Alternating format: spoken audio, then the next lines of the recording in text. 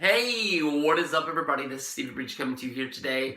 We're talking all about WrestleMania 35. Last night was a big edition of Monday Night Raw, coming off the heels of WWE Fastlane. As I'm talking to you right now, not when you're watching this, but when I'm making this video, SmackDown starts in 8 minutes. So we might get some more questions to SmackDown that I might have to update this video, and you can go check out and see if newer videos have been uploaded since then. But as of right now, WrestleMania 35 to me honestly looks pretty flat. The match that we've known for, I guess you can say, well over a month is Brock Lesnar defending the WWE Universal Championship against Seth Rollins.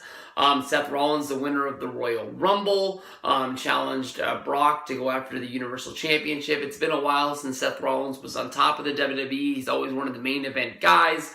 But Brock has been holding that title hostage since getting the title back after Roman Reigns had his scare and he had to leave for a while. It looked like they were going to give the ball to Braun Strowman. Braun Strowman's going to be coming into WrestleMania. I don't even know where he really fits in. He's got some sort of an angle going up against the guys from Saturday Night Live.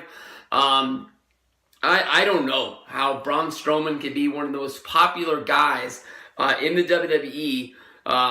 This is consecutive years in a row now where they just seem like they're just building this guy up to be one of the biggest guys in the company. And then all of a sudden, once you get close to WrestleMania time, they just forget what to do with this guy. Like, they have really no plans with him. I thought that Strowman was going to win the Rumble, and he finished second, that Rollins just threw him out. And since then, really hasn't been doing anything in WWE that means anything on the grand scale. We've known for well over a year that Ronda Rousey was going to be a part of the WrestleMania 35 main event, the closing out of WrestleMania. We all thought that it was going to be Ronda Rousey against Charlotte Flair. Becky Lynch, since right before the Survivor Series, I think honestly the injury where her nose got busted right before Survivor Series, I think helped her. I honestly didn't think that they would be able to keep Becky Lynch hot until the Rumble, when I thought they were going to do Becky versus Ronda. They were able to keep her hot all the way until WrestleMania. So you got to tip your hat to them. I know that WrestleMania is still a month away, but I think that the women possibly have one of the best storylines. Every once in a while, they sort of seem to just drop it. But maybe even, what they're doing on Twitter every day, going after each other, I think makes this one of the best feuds that there is going on in wrestling. It's one of the best feuds that they've had in the past few years. You sort of forget about one of the competitors after a while. Charlotte sort of fades into the background, and she's able to bring herself back up to the top. But Ronda and Becky seem to have each other's number, and they seem to be in the groove. Lots of rumors about this match, about where it's going to be going, and what Ronda's going to be doing after WrestleMania, if she's going to make movies, if she's going to go try and fight again, if she just needs a break. It seems like Ronda's not going to be around, but I think Becky Lynch, getting that crowning moment is sort of going to show that she is one of the main girls of WWE, and it's going to bring her to that forefront. The people that aren't fans of her, I think she's going to gain a lot of fans out of this. I'm really surprised that Triple H versus Batista was named. Not that I didn't think this was going to be a match at this year's WrestleMania, but after Triple H's pec injury, him thinking that he's going to be all right by WrestleMania is kind of surprising. We were all doing the math. The second that show ended, that was on the, was that on the Saudi Arabia show, or was that on the Australia show? One or the other. And as soon as it happened, we knew that he was hurt. We knew that it was bad. Whatever plans they had coming out of that show, whether if that was Undertaker versus Shawn Michaels at Survivor Series, or something involving The Undertaker, or something involving Shawn Michaels, everything halted, stopped, bam, that was it. And we might not ever see The Undertaker again. We might not ever see Shawn Michaels again. We got that last ditch, DX reunion that really didn't mean anything, once it was all said and done. So, Triple H, you can ball it up into a ball of wax. One of the biggest things that, WrestleMania to me honestly doesn't mean anything is that you watch the show week to week. On God honest truth, I don't watch the show each and every week.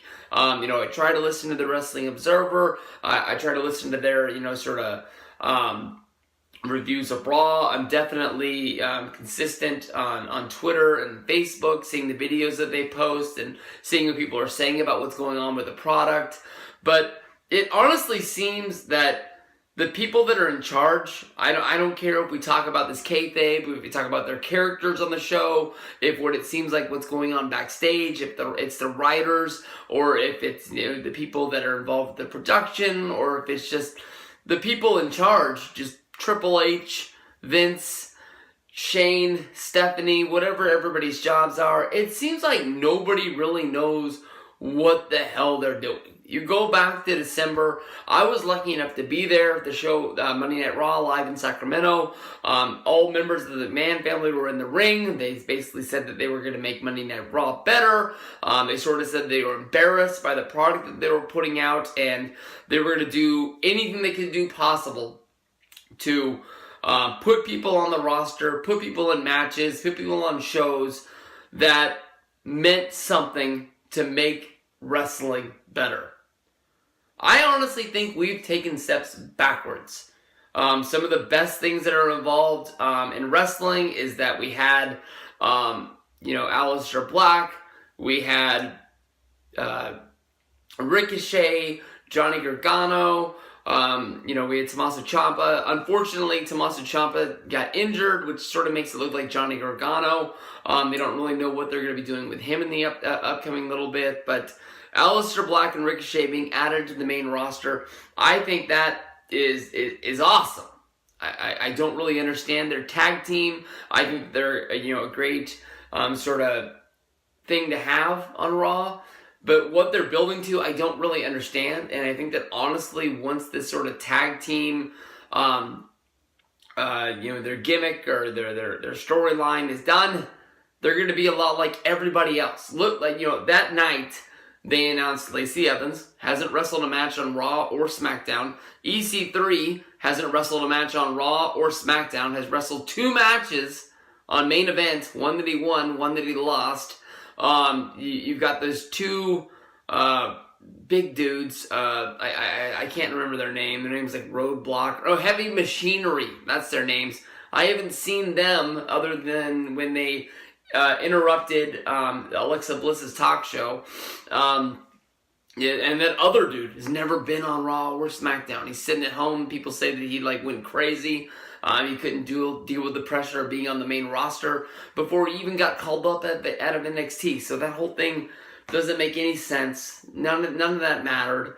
And it was almost like they hit the panic button to bring those 4 guys up, just to try to fix what they said they were going to do. And since then, we've got basically McMahon screwing Kofi at Fastlane, screwing Kofi on the Fastlane pay-per-view, telling him he could have a match, taking that match away from him.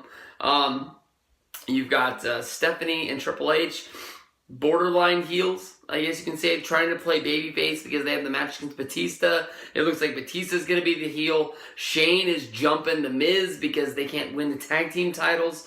A lot of stuff that just really doesn't make sense in the long run. So, that's one of the reasons why I think WWE is in the place that they're in. Now, last night we had Alexa Bliss named as the guest host. Honestly, when it comes down to it, it's not really going to matter in the long run. I think The Rock was possibly one of the best guest hosts of WrestleMania of all time. He built himself into the finish of the Miz versus Cena match, was one of the reasons why, so many people got the WrestleMania 27 pay-per-view. It led up to the WrestleMania 28 pay-per-view. That made sense. The New Day was kind of a cover on the fact that the Hardys were coming in. Everybody thought that the New Day was going to add themselves to the tag team match. They ended up not. They brought the Hardys out, and that was kind of the swerve.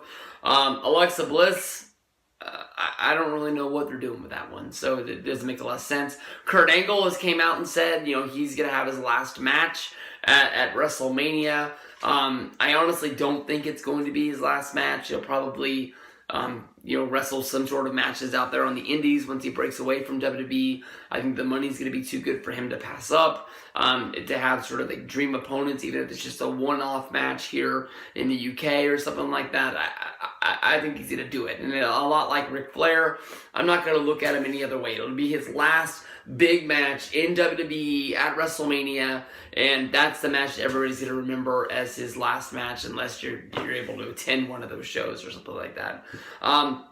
I hope that they find somebody good for him to have a match against, whether if it's John Cena. It looks like they're not going to be able to do AJ Styles, but I don't want to see Kurt Angle versus Elias. That's just me. Maybe talk Shawn Michaels into having that match, the match that they had at WrestleMania 21 in Los Angeles. Possibly one of my favorite WrestleMania matches of all time. It was my favorite WrestleMania match until Triple H versus The Undertaker at WrestleMania 27. I think the fact that me being there put it over the top. But to me, honestly, when I first saw that WrestleMania 21 match, that was when I was being involved in getting back into wrestling after being out of it for 2 or 3 years. After like the WrestleMania 19 debacle of the whole Scott Steiner versus Triple H feud, which just made me just walk away from wrestling completely for 2 years. I don't know what they're gonna do. The people are saying maybe Kurt Angle versus Sting, Kurt Angle versus The Undertaker. I don't know. I mean, the way that they push guys on Monday Night Raw, I wouldn't be surprised if they put him in there against a guy like Baron Corbin, trying to think that it's going to give a rub to Corbin. I really hope that's not the direction that they're going. As of right now, there's no plans on what's going on with the WWE Championship match. The thing that's fresh in my mind is you just have Daniel Bryan defend the belt in a ladder match. You have Kofi Kingston in there. You have Mustafa Ali in there. You could put AJ Styles. You could put Randy Orton with their feud. And then I guess you could have Kevin Owens. So you've got some high-flying guys. You've got some guys that are really smart when it comes to wrestling. I think that the ladder match would bring something to fun to the show. You could use it as an opener. You could use it sort of as like a coming out and like getting people back into the show because the show's been so long. Having some really good spots in there.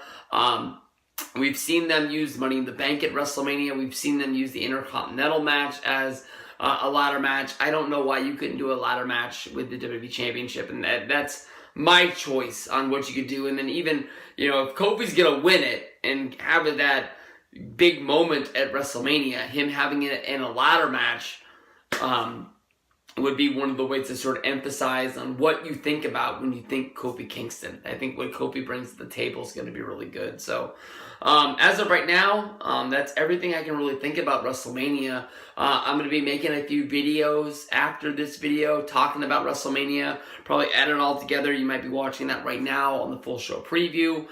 So if you're not, click over to the CV Breach channel and check those out. Hey, what is up, everybody? This is Steve Breach coming to you here today. Yesterday, on WWE's edition of Monday Night Raw, it was announced that Alexa Bliss was named as the WrestleMania host for WrestleMania 35. It's going to be coming to you live from New York City, which makes everybody mad because it's actually coming to you from New Jersey. Honestly, what's it matter? I mean, it doesn't matter in the long run. Alexa Bliss is going to be, the host of WrestleMania. I think that honestly, this is a gimmick they've been using for the past few years. Nobody did it better than The Rock at WrestleMania 27. Of course, he was able to, put himself into the ending of WrestleMania, coming out when The Miz and John Cena ended in a double countout, and basically came out and restarted the match. That fueled the fire for Rock versus Cena for WrestleMania 28, which was, I guess, one of the biggest WrestleManias of all time. I don't really know where it stands, but to me, honestly, it's probably one of the most I've ever got the most hyped for. Coming up with the whole Rock versus Cena, it might have been babyface versus babyface, but I think the wrestling world was torn for who they were going to cheer for at that year's WrestleMania. At WrestleMania 33. In Orlando, they had the New Day as the guest host. That was sort of like a cover for them bringing the Hardys in. Everybody thought that the New Day was adding themselves into that tag team ladder match, and when it all came down to it, it ended up being the Hardys who were there making their return to WWE. At the time, they were coming from Ring of Honor, but they had just ended up with TNA Impact about a month later, and everybody knew they were coming. It was just a matter of when they were coming. They cashed in basically at the right time. They came down, they won the titles, and it was, I think when they uploaded it to YouTube, it was one of WWE's most watched videos that they'd ever uploaded onto their YouTube channel. It was a pretty big deal for the Hardys to come back to WWE. Everybody loves Matt and Jeff. It's just a matter of, why WWE wants Alexa Bliss to be in this role when it comes down to it. Bliss, she's doing something right now. A lot of people think that she's injured. She came off of that time where she suffered, a lot of concussions in a short period of time, and WWE sort of put her on the shelf. I think she came back at the Royal Rumble this year, and now here she is, just a month later, and she's posting, videos and pictures of her being at home and not being on the road with WWE superstars. She's hosting, her own little sort of talk show. There's a few different ways that this could go. We know that Alexa Bliss is not going to be a part of anything on the Monday Night Raw brand. Well, then again, Ronda Rousey, who's the Monday Night Raw Women's Champion, she's fighting against two members of the SmackDown brand. So I think we're getting to the place where the brands really aren't going to mean anything to WWE anymore. We had Shelton Benjamin just show up on Monday Night Raw to take on Seth Rollins on Monday. So we don't know what's going to be going on with SmackDown's championship. Lana put out a challenge to Asuka. Other than that, they're going to have to sort of figure something out on SmackDown sooner than later. But maybe, Alexa Bliss, they wanted her to be a part of something at WrestleMania. She could be hosting some sort of a talk show where she brings out a guest that might mean something to WrestleMania. Or maybe it's just a guest that ends up just being a celebrity that think that, somebody's going to get some buzz and then just order the network to rewatch WrestleMania once the word gets out that they were there. Maybe Alexa Bliss is just going to add herself to that SmackDown championship match, and they're just going to just make it where the guest host has the final ruling of where she's going to be. And basically, like, she's a member of the authority with the McMahons. So I don't think in the grand scheme of things this is going to mean anything to WrestleMania 35. I think when we look back, we watch the DVD or we watch this on the network, whatever you do. When was the last time I bought I've got 30, I've got 31, I've got 32. That must have been the last one. I don't think I have WrestleMania 33 on DVD. I'm not 100% sure. But I guess that was where my collection ended. But, I think when we look back, I don't think Alexa Bliss is going to mean anything to the grand scheme of WrestleMania. But you never know. This could be something big. Where she ends up winning the championship, or she could just be hosting some sort of talk show with some sort of Joe Schmo. It doesn't really mean anything. Hey, what is up, everybody? This is Stevie Breach coming to you here today. We're talking about WrestleMania 35 and the Andre the Giant Memorial Battle Royal. I can honestly tell you that I might be a little bit behind the times, but as of right now, I think the only person that have nominated themselves for the Andre the Giant Memorial Battle Royal is Braun Strowman. Braun Strowman was my pick to win the WWE Universal Championship not even a few months ago when they did the Brock Lesnar versus Braun Strowman match. I thought that was going to be a lock for him to win the title and Brock to go off to, do his UFC stuff and just fade into the background. Maybe if he wanted to come back and have a WrestleMania match, just sort of have a match to fill out the card. But Brock won the match, and Braun plummeted like a rock in the last few months. I thought that, honestly, Braun sort of got hot around WrestleMania time. He was told he was not going to be in the Rumble, and then he sort of, I think because of John Cena, Braun got the last spot in the Rumble, and I said that it was a lock. Braun Strowman's got to win the Rumble so he can go to WrestleMania and finally beat Brock Lesnar. I thought that was, sort of copying the same storyline that they did with Roman Reigns and Brock Lesnar, where, Braun, I think, has got defeated by Brock 3 times, at least twice, that I can remember. And he was finally going to conquer him at WrestleMania so we could have the happy ending and WWE can have their big, new, huge superhero guy. But I guess the Roman Reigns news of him returning, getting good news that, the cancer was in remission. Is that the right word? And he was going to be coming back to WWE sooner than they thought, and said, hey, it's better to have Roman be this main event guy than Braun. And to me, Braun Strowman needs a bigger match than the Andre the Giant Memorial Battle Royal, and I'm not even a Braun Strowman guy. You go back to last year, some people liked it, some people like me honestly just rolled their eyes that just Braun was roaming around the crowd looking for a partner before he found that little kid that was like 10 years old or something like that, and went out there and beat the Bar.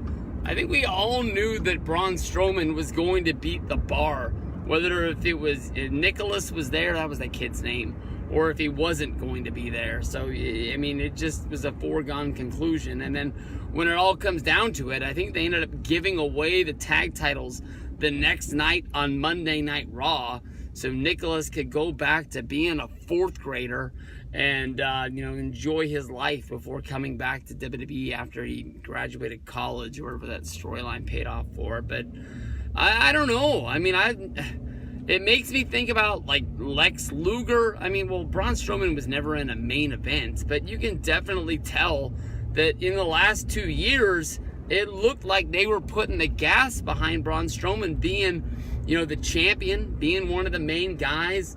And it's almost like what they did with CM Punk, where CM Punk was like the main guy in the company until WrestleMania time, and Undertaker came back and Triple H wanted to have a match, and next thing you know, the guy that had been carrying the company for the past year is like in the 4th important match of WrestleMania. And here's Braun Strowman pulling a Lex Luger involved in the main event angle of WrestleMania 10, and in an opening tag match to WrestleMania 11. Braun Strowman's probably going to be wrestling on the pre-show. I mean, honestly, they could put the Andre the Giant Memorial Battle Royal on the main card. I know that, the past few years, Andre's sort of found his way to the pre-show, and, because the match is filled with the Zack Ryders, Kurt Hawkins, I almost said Yoshi Tatsu's, but that guy hasn't been around in forever. But I think you can catch a glimpse of the kind of guys that are going to be in there. They'll throw a few NXT guys in there, maybe a few returning guys, some sort of a celebrity / sports star that they want to bring out of the, and be able to wrestle in a match at WrestleMania and have their dream and get a little bit of publicity on SportsCenter kind of thing. But I don't know. I mean, we've seen Rey Mysterio wrestle on the pre-show to Fastlane. We saw, we've seen all sorts of guys. The Miz got stuck in the pre-show for a long time. It's not like being on the pre-show is the worst. It's just a guy like Braun Strowman doesn't deserve to be in there.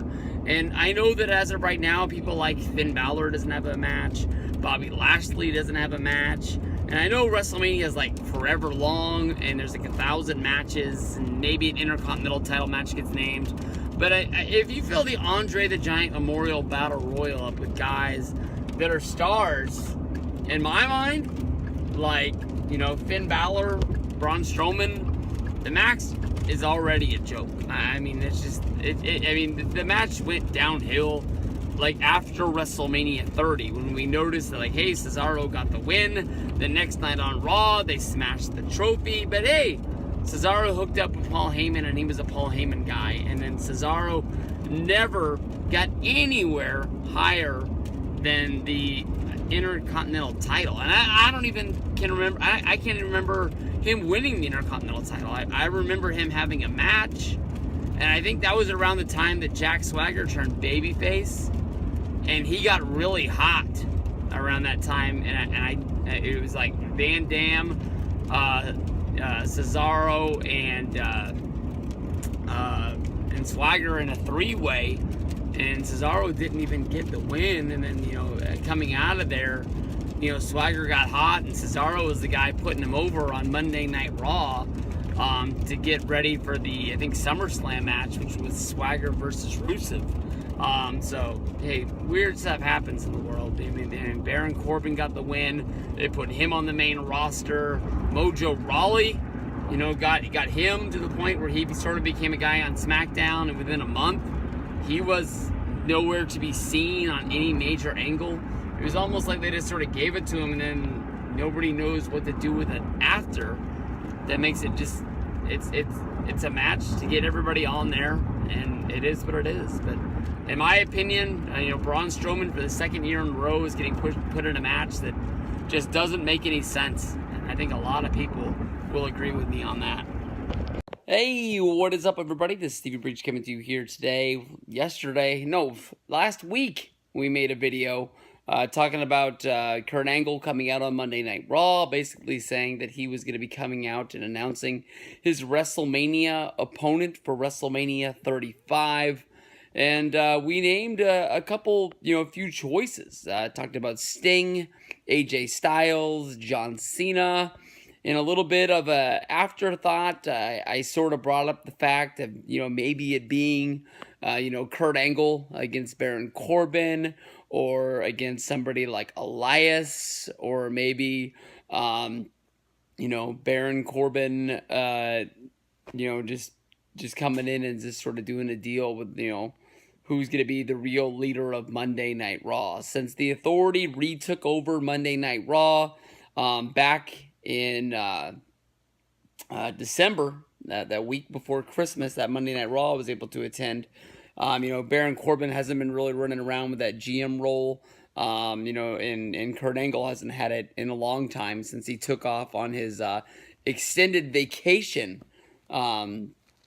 So I guess they never really got to play off who was going to be the real leader of Monday Night Raw. But Monday Night Raw, dun, dun, dun, dun. He came out there and he said his partner was going to be, well, not his partner, but his opponent is going to be Baron Corbin. Honestly, in my opinion, the worst case scenario that there really could be. We were sort of thinking it might be, him. It could have been Elias. It could have been, Bobby Lashley. Going after the Intercontinental Championship, like to go out, saying, he was going to win a title in his last match. But honestly, in my opinion, Baron Corbin is the worst case scenario.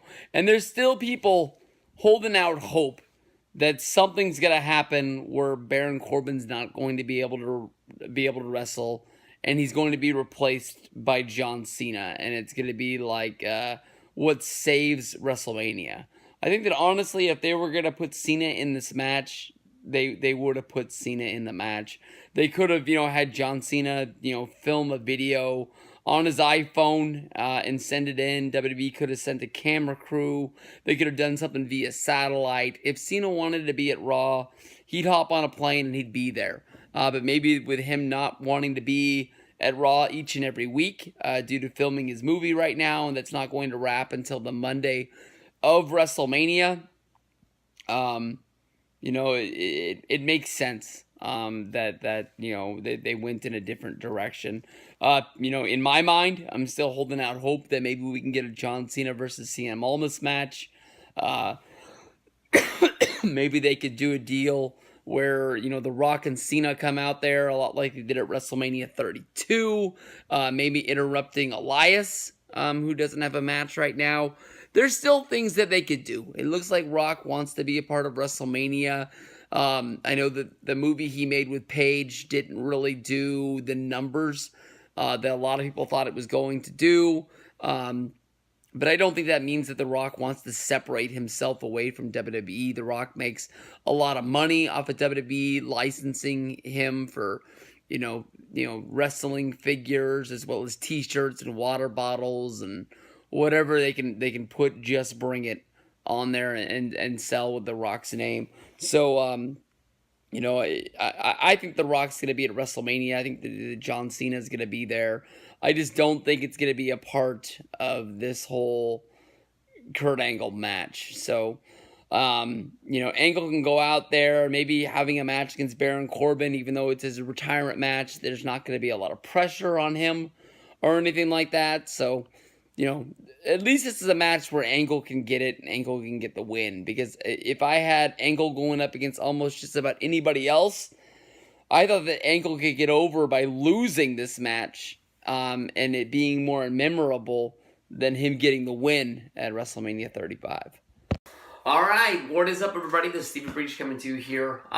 This is a match that I've been looking forward to. I've honestly been sort of beating the drum for 2 years that this was a match that should happen at WrestleMania. I was honestly kind of surprised that it's almost like a last-ditch effort from WWE to try and find something for Triple H to do at WrestleMania that makes sense. Triple H versus Batista is honestly a big money match. Batista is somebody that matters to the world of wrestling. I don't know if you really call Batista a real, movie star. I don't think if Batista comes out and makes a movie that's not going to be involved with the Marvel franchise, that it's going to be a blockbuster hit, that they're putting Batista's picture up in movie theaters and saying, come see the Batista movie.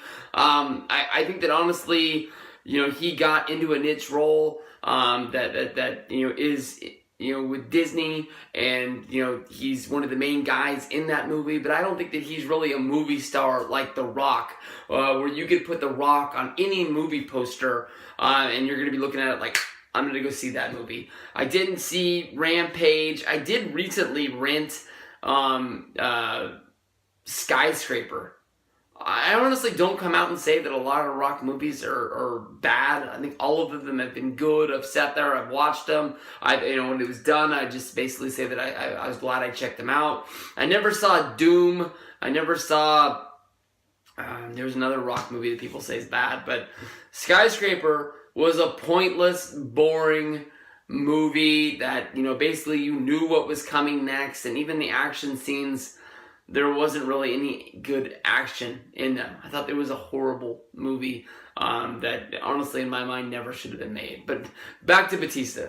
Batista coming back to WWE, him attacking Ric Flair, I thought was awesome. I mean, you go back to the SmackDown anniversary show, the 1000th episode, I believe is what it was, when Batista made his return with Evolution.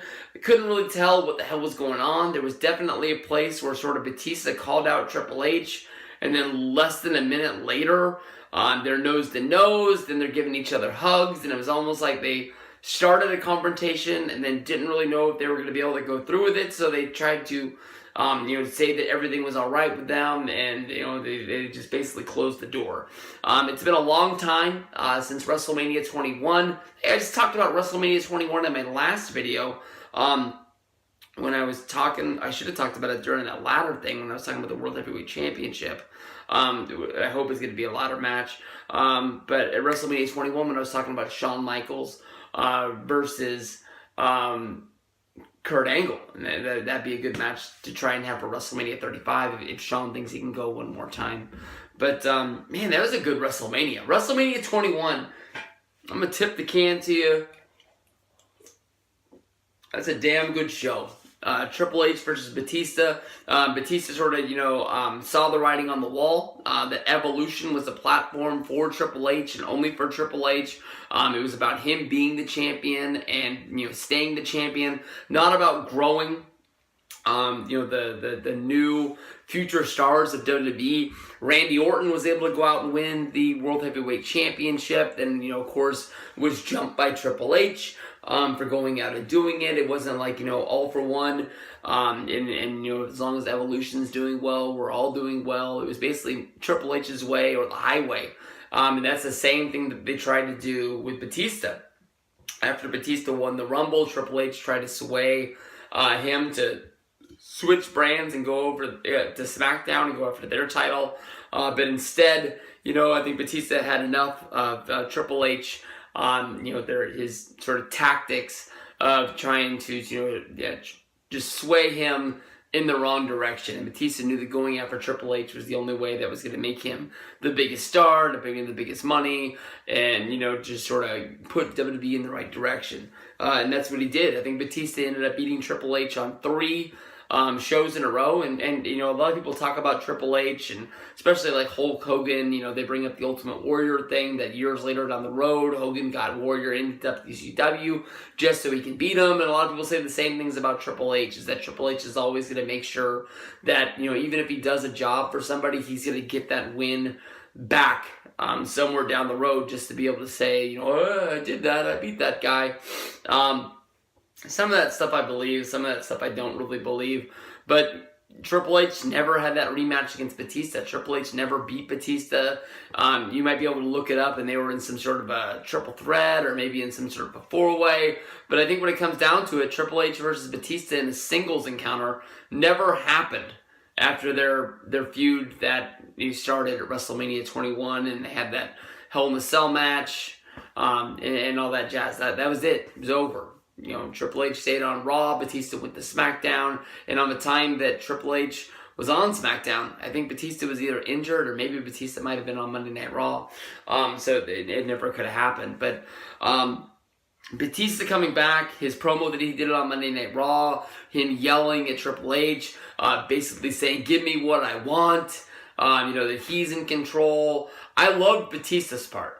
Triple H's part, I don't normally say a lot of stuff about Triple H that I don't like, because he is one of my favorite guys. I think it's either him or Hogan. We've talked about this all the time. Triple H is honestly one of the best guys. When I used to watch wrestling back in the day, and it wasn't on the network, it was on real pay-per-views, and I had to come up with my money because I lived in my apartment, and Mommy and Daddy weren't going to help with that cable bill. When I ordered, a WWE pay-per-view, yeah, I knew Undertaker was going to be on it, The Rock was going to be on it, Stone Cold was going to be on it, and their matches would deliver from time to time, but I knew every time Triple H was on a pay-per-view, it didn't matter if he was in the main event, if he was in the co-main event, wherever he was, that match was going to be worth $30 to me, and that was why I paid to watch those shows. I got a chance to tell him that when I met him one time, and I'm pretty sure he liked it. At least it felt good for me to tell him that month after month when I was buying those shows, it was for him. And a lot of people probably tell him that you're my favorite wrestler, dude. But I think when it comes down to it, putting your money where your mouth was, I think that means something right there. But this is going to be a great match. This honestly could go either way. In my mind right now, the only way I see this playing out is Triple H beating Batista. I know that doesn't really make a lot of sense because people think of Batista being this big movie star, and people thinking that Triple H is going to get the win here because he's got to be the guy to beat everybody because he's in control and doesn't want anybody else to be over other than him. But I don't know. I mean, I really didn't know what to think about when Batista came back for that WrestleMania 30 run. Obviously, it wasn't what it was supposed to be. He came in, he won the Rumble. People thought he was going to go to WrestleMania and he was going to win the championship. And, he would be a part of WWE.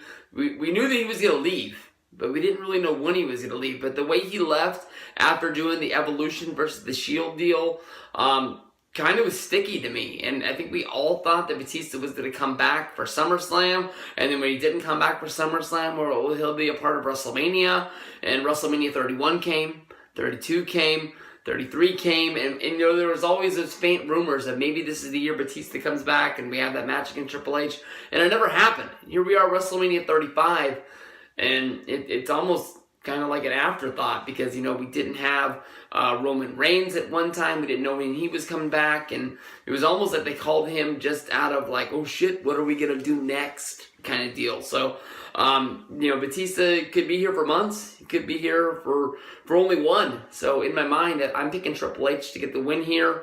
And we'll have to see what goes down WrestleMania 35. As of right now, this is the match that I'm looking forward to, but I only think as the build comes from WrestleMania, I'm going to get more hungry for this match, and I think I'm going to be ready for it.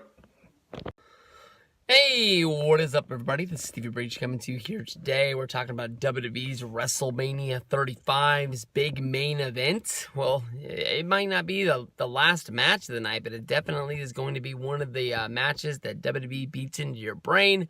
That is one of the biggest matches. That's one of the reasons why you can't miss WrestleMania 35. And, of course, that's going to be Seth Rollins going after the Universal Championship from Brock Lesnar. Seth Rollins, just back in January, won WWE's Royal Rumble, and due to Roman Reigns making his return to WWE after his leukemia flare-up, basically the scare that Roman was going to have to go back well, I guess not go back, but basically Roman was going to have to step aside from wrestling and not be a part of it for a while, and Roman was gone from about October until I guess early February, and when he came back, basically he was able to realign the Shield to have a match, which is supposed to be one last time because Dean Ambrose is going to be leaving the company, and I don't really know what the future of that is really going to be. Dean Ambrose going to wrestle for, Impact Wrestling doesn't really make a lot of sense to me. I guess the hot place that everybody wants to be right now is AEW. And I know that honestly, they have a lot of money behind them with the owner of the Jacksonville Jaguars. I believe the name of the guy, his last name is Khan. He's got a lot of money. But, how much money are they really investing into this company where they have money to have, the Young Bucks are already getting paid,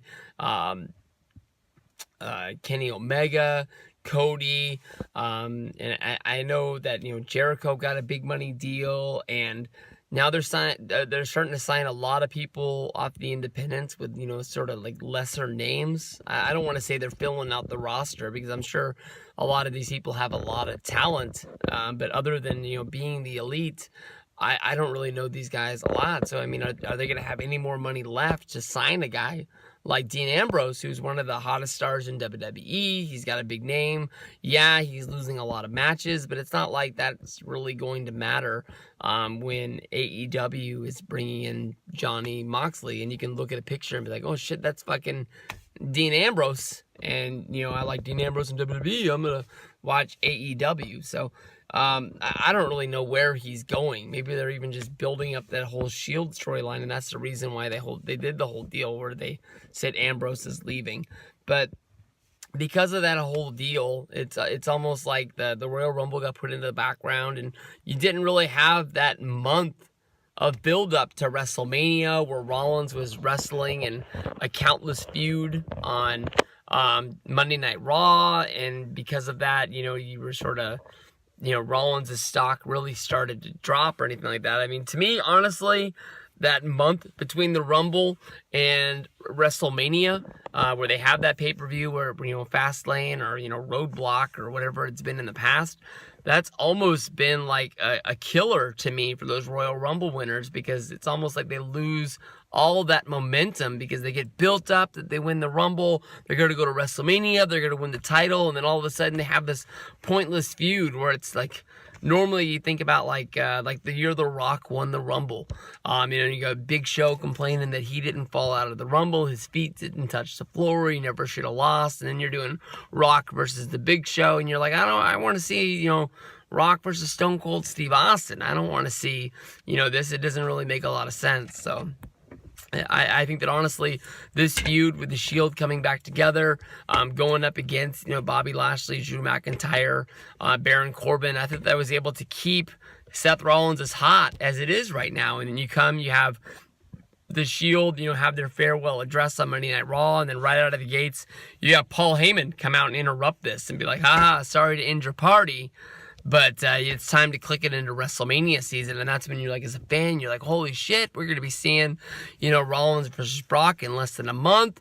When you break down the stuff, which a lot of my videos end up starting to do now, is because I think I care more about the business more than I actually care about the actual show that's getting put out most of the time, because when it comes down to it, I watch the pay-per-views more than I watch Raw or SmackDown. So that's the stuff that I know the most. The rumor of Brock Lesnar going back to WWE is never going to go away.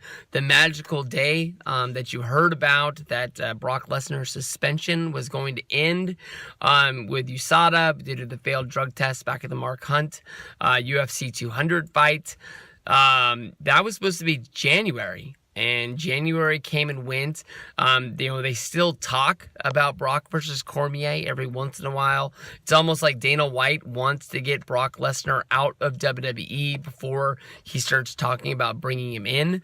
The last quote I heard from Dana White was basically saying that Daniel Cormier wants to have this fight. Daniel Cormier has done a lot of favors for Dana White, and Dana White wants to keep Daniel Cormier happy, so if he wants this fight, he's going to find a way to make it happen. So I don't know if we're just counting down the days until Brock leaves WWE. The rumors of when Brock Lesnar's contract comes up, I think we've been doing this all the way since WrestleMania 28. Brock's contract always miraculously is supposed to end, and then he keeps showing up, and then they say he signed an extension or he signed a new deal. There's always things like that. It's almost like we know so much, and then all of a sudden we get to that magical date, and it's like, we didn't know anything. At first we thought that Brock was just going to be in WWE for a year, and then ended up being that first contract was 2 years, and then he signed that re-up, before WrestleMania 31, and, after WrestleMania last year, it was like he was supposed to lose the title and go away, but they wanted to keep him around, so they gave him an extension so he could do the world's greatest Royal Rumble, and Brock didn't lose there, and it's almost like they keep that story out there to keep us interested, like, Brock's gonna lose, then fucking Brock wins, and it doesn't make any sense, because of what you've been thinking was a lock. To me, Rollins, I think, although he won the belt at WrestleMania 31, you go back, Rollins beat Triple H and the Authority at WrestleMania 33. That was supposed to be like where he, took the reins as being that main guy, and I don't think, unless I missed it and I just can't remember it, Rollins hasn't won the title since then. So it's hard to think about, the 2 years of Rollins always being in that sort of main event scene, never being able to sort of pull the trigger and get that. I mean, last year Rollins was in the Intercontinental Championship match, and it's not like he's, any less of a performer or anything like that. Rollins, to me, I think would be awesome. To slide into that main role. Of course, with Roman Reigns being around, is Roman going to be okay, like being that sort of number 2 guy, even though he's sort of the main guy that's in WWE, that sells the backpacks and tickets and t-shirts and all that jazz? Or, does that finally lead up to us getting a real Rollins versus Roman feud? Because I don't think we've ever been able to pay that off, because every time they set it up, somebody gets injured, I think. So, I was really sort of hoping that we were going to get Ambrose versus Reigns somehow out of that whole Shield deal. Looks like the Roman's going to be having a match against Drew McIntyre. I think that has a chance to be a good match. McIntyre's a really good worker. He's not really... like it matters. Drew McIntyre's not over to me. He wrestles in good matches, but honestly, those matches I don't really care about. Roman, to me, I think this is just going to be a match. It might as well be on the pre-show, in my mind, if that match comes to be. And then if that is the match, where does Ambrose fit into WrestleMania? You want to put him on there, even though it's out that he's going to leave. I mean, are you really just going to have Ambrose wrestle in the Andre the Giant Memorial Battle Royal? Are they going to have some sort of Intercontinental title match or United States Championship match with just a lot of guys in there, and he's just going to be one of the dudes in there? If they're really trying to keep him around, if they're really trying to get him to stay, a real match would probably make the difference in my mind. So I'm thinking that at WrestleMania, Rollins is going to be pulling the victory. I'm pretty sure that a lot of people are going to be thinking that, but let me know what you guys think. Peace out. I'll see you guys down the road. All right, it's put up or shut up time here at WrestleMania 35. We now have our bona fide main event match set in stone. I know that I sort of said that, it was going to be weird to see how they put the pieces together, to see how they were going to put all three women in there and be able to tell a story that meant something. But now it's all said and done after WWE Fastlane. Ronda Rousey had the best idea. She ran down to the ring. She made it where Charlotte Flair got disqualified. Becky Lynch got the win. She was happy with the fact that she got the win this way and that she was going to be a part of WrestleMania. It would have made more sense if Ronda would have ran down there and got herself into the match, that the ref wouldn't throw the match out that way, and Ronda would have miraculously rolled up Charlotte for the win. Becky's already one of the most over women there is in the company. I don't think there's ever been anybody in WWE's women's division that has been as over as Becky Lynch is. People want to draw comparisons to Stone Cold Steve Austin. Let's be honest here. Becky Lynch is fucking no Stone Cold Steve Austin, but she's more over than any woman has ever been in the women's division. I love Charlotte. I'm a big Charlotte supporter, but Charlotte has never been as popular as Becky Lynch is right now. Ronda Rousey came in with a great deal of fan appeal because of her UFC past. Ronda Rousey's never been where Becky Lynch is. Becky Lynch, honestly, in fans' minds right now, honestly could do no wrong. And I completely understand, and I'm behind that. I think that, she is awesome. I think she's great. Having these three women involved in this match, I think that, if we go back in time to Survivor Series, when Becky Lynch versus Ronda Rousey was first going to happen, I think that the plan was that Ronda was going to beat Becky. And I think that WWE thought that this was going to sort of end the fans' push of Becky Lynch after SummerSlam, and we would move on, and they would get their Charlotte Flair versus Ronda Rousey match. The fact that Becky Lynch got popped by Nia Jax, broke the nose, the match wasn't able to happen. It put sort of this cloud over Becky, where fans didn't want to see her lose that momentum. They didn't want to see her lose her match. And they used their voice, much like they did for Daniel Bryan at WrestleMania 30, to get her to the point where she is now. In my thoughts, I thought that we were going to get Ronda Rousey versus Becky Lynch at the Royal Rumble. And instead, they ended up doing Becky Lynch versus Asuka for the championship. I was very surprised when Becky Lynch didn't get the win there. They ended up using Becky to win the Rumble. And that was something that you could really tell that everybody that was in attendance there in Arizona really wanted to see Becky Lynch get into the Rumble. She wasn't even a member of it, but Lana's injury forced them to add Becky into the match, even though, in my opinion, she never should have been able to be in there. The way I watched the Rumble back in the day, and I know that old school rules, especially rules with the Royal Rumble, change from year to year, however they want to.